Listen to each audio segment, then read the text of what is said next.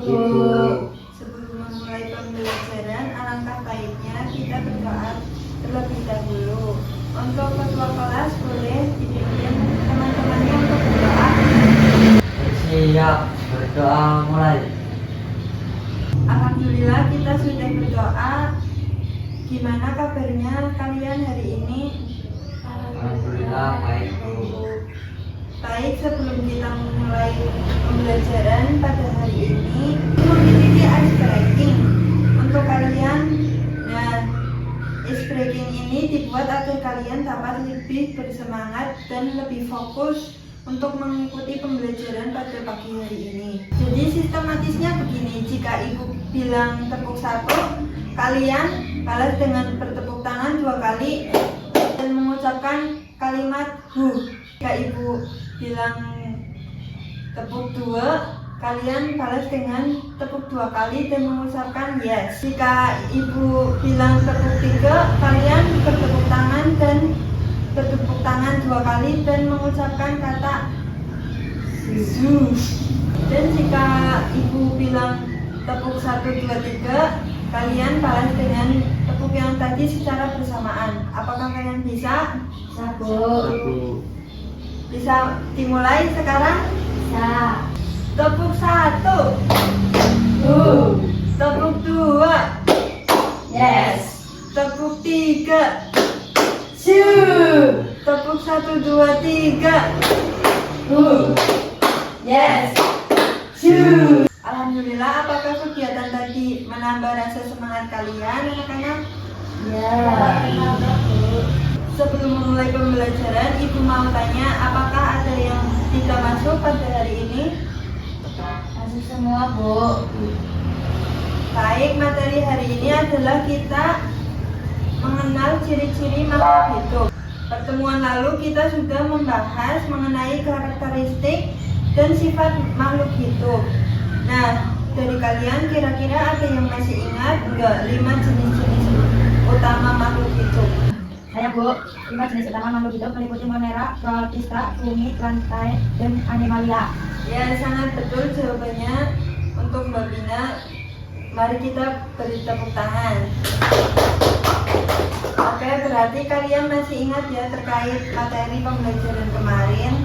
Berikutnya, tujuan kita mempelajari ciri-ciri makhluk hidup agar kita mampu mengidentifikasi, membedakan, dan memahami karakteristik organisme dibandingkan benda mati. Pemahaman ini menjadi dasar untuk mengklasifikasikan keanekaragaman hayati dan memahami bentuk adaptasi mereka terhadap lingkungan untuk bertahan hidup. Langsung saja kita masuk ke materi ciri-ciri makhluk hidup, di mana materi ini jadi sangat penting bagi kita. Kira-kira mengapa dengan ini kita mempelajari ciri-ciri makhluk hidup itu sangat penting? Ya, boleh. Mempelajari ciri-ciri makhluk hidup sangat penting karena merupakan dasar dari ilmu biologi dan memiliki manfaat praktis dalam kehidupan sehari-hari. Ya, tepat sekali jawabannya, Nafi. Kita ambil contoh untuk ciri-ciri makhluk hidup dalam lingkungan sekitar kita. Menurut kalian, manusia, hewan, tumbuhan, mikroorganisme itu termasuk makhluk hidup atau bukan? Sekarang menurut kalian, udara, cahaya air, suhu, dan kelembaban termasuk ke dalam apa, anak-anak? Termasuk ke dalam kelompok abiotik, Bu, karena segala sesuatu yang tidak hidup. Oke, sangat betul jawabannya. Langsung lanjut ke materi ya, anak-anak. Makhluk hidup adalah organisme yang memiliki ciri-ciri kehidupan dan mampu menjalankan berbagai proses biologis untuk bertahan hidup. Nah, kita masuk ciri-ciri makhluk hidup, yaitu 1. Bernafas, 2. Bergerak, tumbuh, dan berkembang, 3. Iritabilitas, 4. Berkembang biak, 5. Perlu nutrisi, 6. Adaptasi, 7. Agresi. Materi berikutnya Ibu sampaikan kepada kalian, Ibu ada sebuah games. Gamesnya yaitu Ibu namakan lempar sebitul.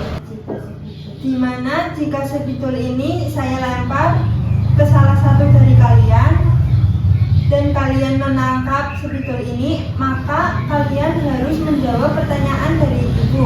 Apakah kalian sudah paham? Paham, Bu. Dan jika jawabannya itu benar, saya akan menambahkan kalian poin nilai. Kita mulai ya. Nah, dari kalian ada yang tahu nggak kenapa ikan itu disebut makhluk hidup?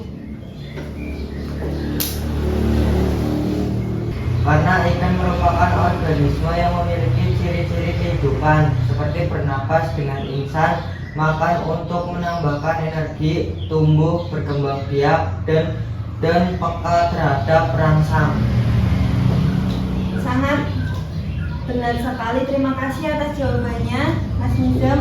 Sebelum pelajaran saya tutup, saya ingin bertanya kepada Bina mengenai makhluk hidup. Apakah cacing itu makhluk hidup? Dan jika cacing itu makhluk hidup, cacing itu bernapas lewat apa? Silakan, Bina.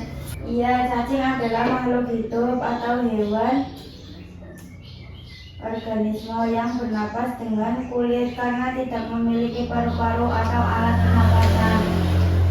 Khusus cacing tanah bernapas dengan memanfaatkan kulit kritis dan lembabnya untuk melakukan pertukaran oksigen dan karbon dioksida. Sangat betul jawabannya.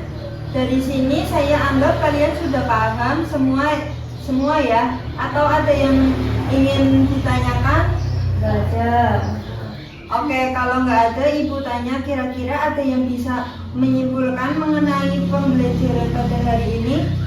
Saya, Bu, Silakan. kesimpulan pada pembelajaran ini makhluk hidup adalah bahwa makhluk hidup atau manusia, hewan, dan tumbuhan merupakan organisme yang memiliki ciri-ciri khusus bernapas, makan, bergerak, tumbuh, berkembang biak, peka terhadap rangsang, dan ekspresi serta berinteraksi dengan lingkungan untuk membentuk ekosistem yang saling ketergantungan. Ya, sangat betul.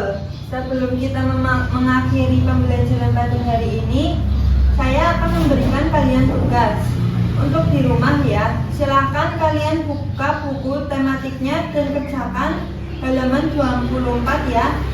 Ada yang mau ditanyakan anak-anak? Tidak ada.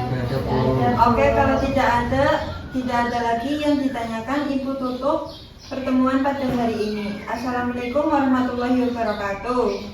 Waalaikumsalam warahmatullahi wabarakatuh.